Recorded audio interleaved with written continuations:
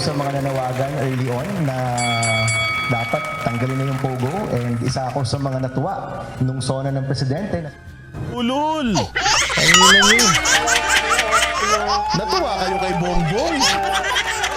Natuwa kayo kay Bongbong na tinanggal yung Pogo, pero hindi kayo natuwa kay Duterte na nilinis yung droga sa Pilipinas? Natuwa kayo kay Bongbong sa Pogo, pero hindi nyo siya kino-call out doon sa 5,500 na flood control project? Na 1.4 billion per day ang ginagasta na wala namang pinupuntahan yung pera na yan? Tayo na, so mas okay sa iyo kaysa kay Duterte. Ang galit na galit lang kayo kay Duterte dahil dun sa extrajudicial killing, eklat-eklat nyo, war on drugs.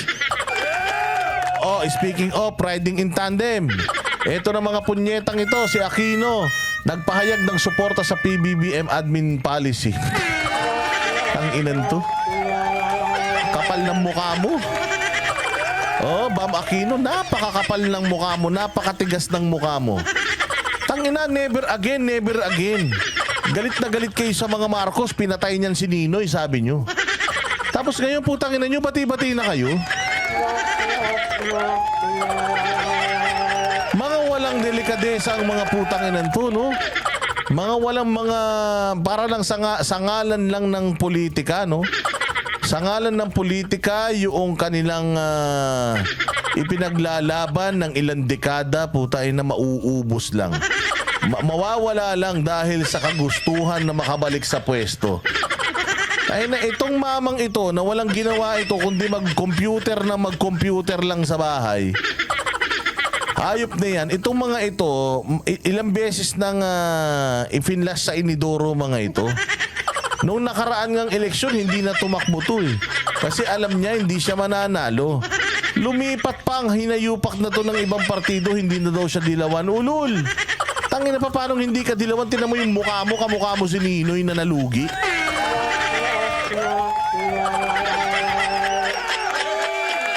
Tarantado ka. Tangina, galit na galit kayo sa mga Marcos dati. Kulang na lang hindi nyo pabalikin sa Pilipinas ang mga yan dahil sabi ninyo, yan ang pumatay sa kamag-anak ninyo.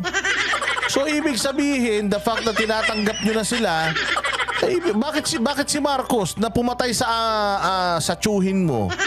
Di, sabi nyo ha, bakit siya na pumatay sa tsuhin nyo, gusto nyo makipagbati? Bakit kay Duterte hindi nyo kayang makipagbati? Question lang. Paulo Benigno Bam Aquino. Question lang, bakit kaya niyong lulukin yung tae ni Bongbong? Pero yung mukha ni PRRD, hindi niyo kayang maatim.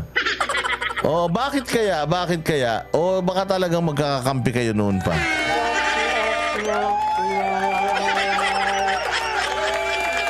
Dati pa kayo, sigaw pa kayo ng sigaw ng mga yung mga Marcos, kesyo ganito, magdanakaw, kesyo ganyan. Ang dami yung sinasabi sa mga Marcos. Tapos ngayon naman na putsaya, gusto nyo magbumalik sa kapangyarihan. Putya, lahat kakainin, maka maging senador lang ulit. Wag na kayo, Bam Aquino. Wag na kayo. Wag ka nang dumagdag. Ang dami nang magnanakaw sa Pilipinas. Ang dami ng mga walang silbi sa Pilipinas. Dadagdag ka pa, Bam Aquino. Tayo na yan. Mag-computer ka na lang. Mag-Dota ka na lang. At saka mag-Call of Duty ka na lang. Oh, mga wala kayong mga silbi. Tingnan nga natin itong balik. Sabi niya pa, sinusuportahan ko siya dahil sa Pogo. Gago. Pogo, may kapalit na yung Pogo, ganun din. Iniba lang yung pangalan.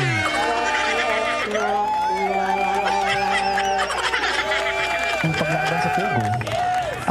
Isa tayo sa mga nanawagan early on na dapat tanggalin na yung Pogo, and isa ako sa mga natuwa nung sona ng presidente na Ulul! Ang ina nyo. Natuwa kayo kay Bongbong? Natuwa kayo kay Bongbong na tinanggal yung Pogo, pero hindi kayo natuwa kay Duterte na nilinis yung droga sa Pilipinas? Natuwa kayo kay Bongbong sa Pogo, pero hindi nyo siya kino-call out doon sa 5,500 na flood control project? Na 1.4 billion per day ang ginagasta na wala namang pinupuntahan yung pera na yan. Tayo na, so mas okay sa iyo kaysa kay Duterte. Ang galit na galit lang kayo kay Duterte dahil dun sa extrajudicial killing, eklat-eklat nyo, war on drugs. Ang ina nyo, pag magnanakaw, okay sa inyo. Pag war on drugs, ayaw nyo. Kapal ng mga mukha nyo. Bam Aquino, nakakadiri kayo. So, panindigan nyo naman. Kung kaaway nyo, kaaway nyo. Okay lang na hindi nyo na dahil mga magkakakampi naman kayo talaga, na hindi nyo na siya sinisita sa mga pagkukulang niya. Okay lang yun. Pero yung purihin mo pa, putang ina, ibang klase na yan, Bam Aquino, ganun ka ass wipe. O, ganun ka kadila tumbong.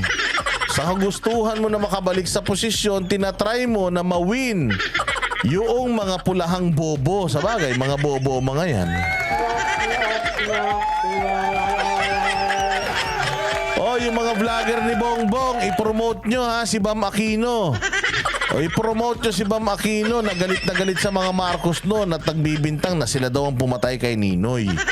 Oo, yung mga tanso vlogger ha, paki-promote ito ha. Para manalo ulit ito sa 2025. Pag nanalo sa 2025 to, tinan mo gagawin ito. Maghahasik ng laging miyang hayop na yan. Maganda ang pagtugon o pulisiya ng administrasyon ni Pangulong Ferdinand Marcos Jr. sa isyu ng West Philippine Sea. Gayon din naman ang pagbabawal sa Philippine Offshore Gaming Operations o POGO sa bansa. Ayon kay dating Senador Bam Aquino, chairman ng Katipunan ng Nagkakaisang Pilipino o KNP, isang partido politikal na nabuo noong 2020, suportado nila ang mga hakbang ng kasalukuyang administrasyon hinggil sa mga usaping ito. Gayon man ang tanungin sa Aquino. Lul! Dahil nga kay Noy kaya nagkaroon ng artificial island ang China dyan. Ang ilan to mga to. Aquino, kapal ng mukha mo. Oo, Aquino, putang ina, puro ka pa makeup.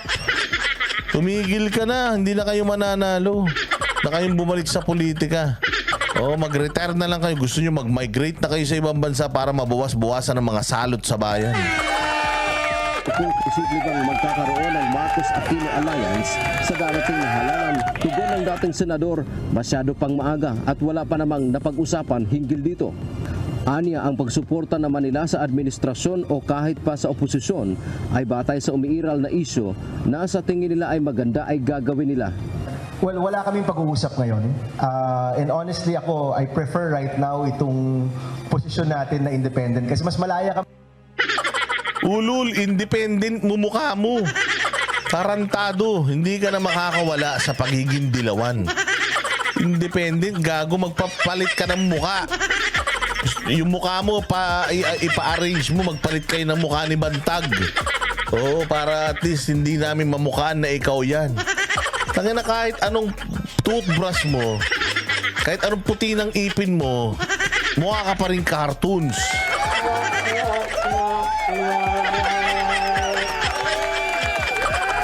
O, hindi ba, Makino, totoo lang ha, kahit na ano pang sabihin mo, dilawan tae ka.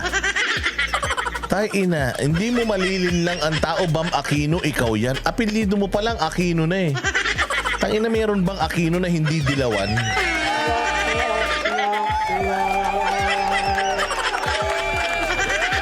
Wag ka na, Bam Aquino, wag mo na kami linlangin.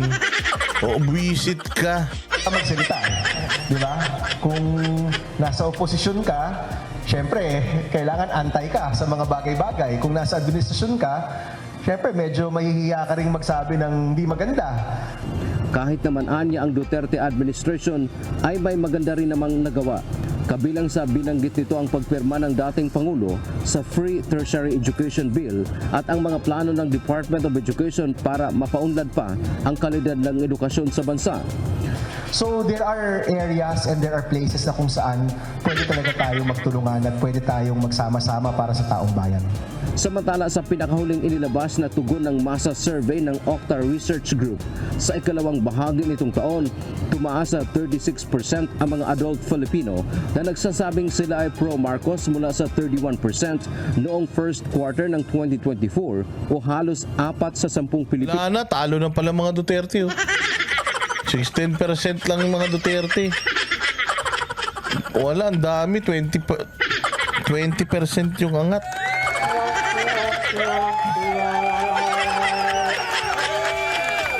Wala na palang pag-asa mga Duterte.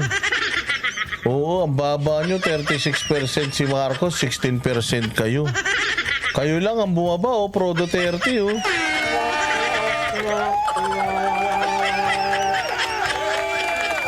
Sana naman kaya nag-survey itong mga gunggong na ito? Sa Tarlac? O sa Ilocos? Sa Ilocos ba kayo nag-survey? Tanginan nyo, natural. Maraming... Hindi nyo pa kinuha yung 100.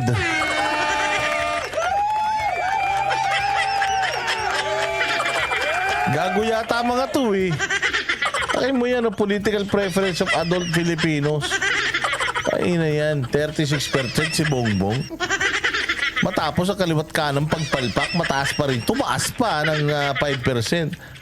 Tapos si Inday Sara at mga pro Duterte, 32 million yung boto niya at nagbubunyi ngayon ng taong bayan dahil sa kanyang mga pagkapanalo. Taragis yan, 29%, 31%. 16%. Mas madami pa yung independent kaysa sa pro Duterte. Wow. Sige, maniwala na tayo sa kanila. Ay, nauso naman yan. Matapos daw mabaha si Marcos, tumaas pa siya. Talaga. Sige. Matapos lumabas yung video na may sumisinghot doon sa sa video, tumaas pa siya. Baka naman talagang tumaas high. Kasi high, tumaas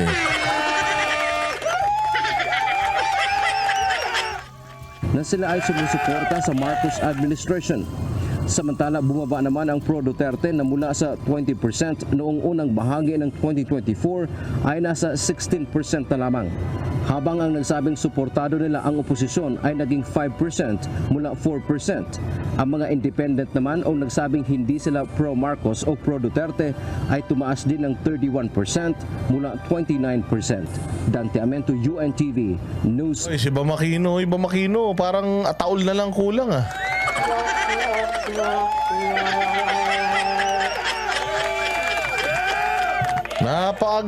Napakagaling ng ng mga ito Ibang klase